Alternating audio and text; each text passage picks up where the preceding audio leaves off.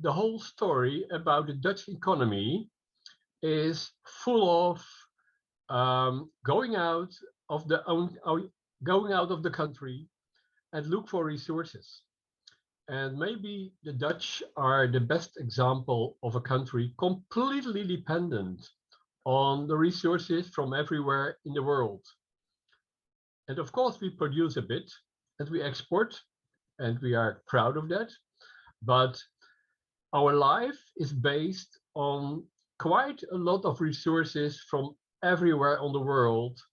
We have a map mapping the whole the lines of our trades, and we feel that this is only possible with our low prices we pay everywhere. So it's a more colonial, neo-colonial situation, and we have to get a far more self-supporting country, self-sufficient country.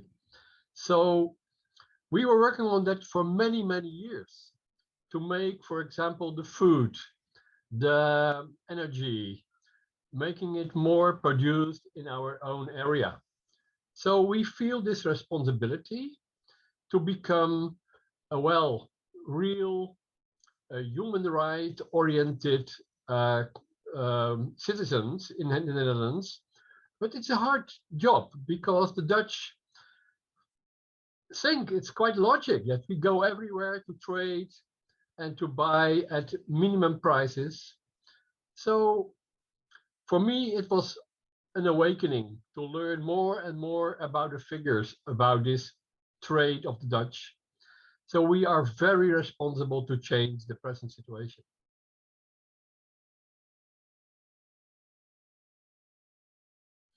First of all, for our food, we have to change the complete trade business at the moment.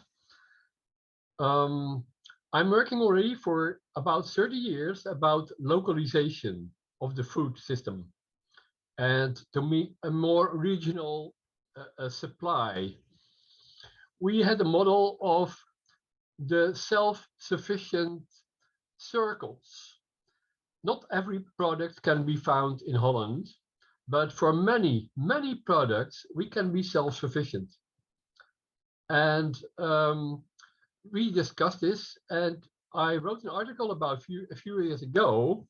I collected all the arguments to work on regionalization, and we came to 12 strong arguments to change the present situation.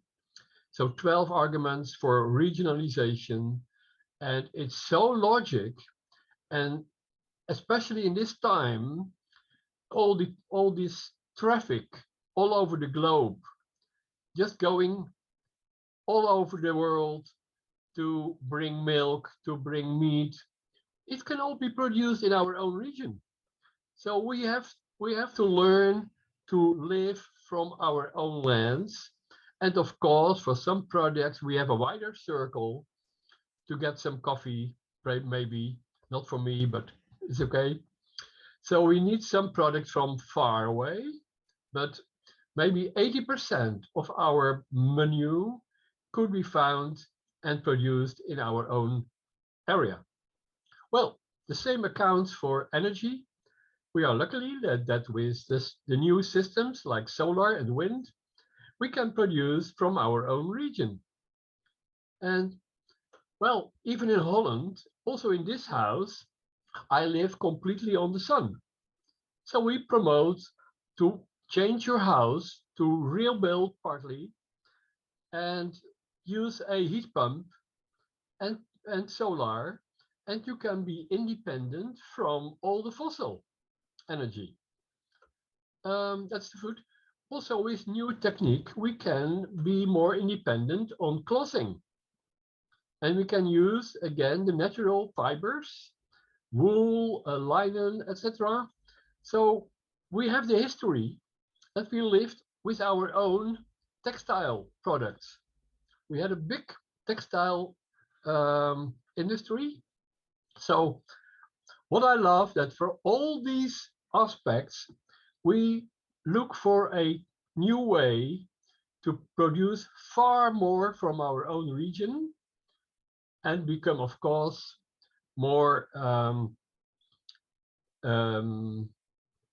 careful with using all these products longer and repairing, etc., etc. So I love all these, well, possibilities to make our society more self-sufficient.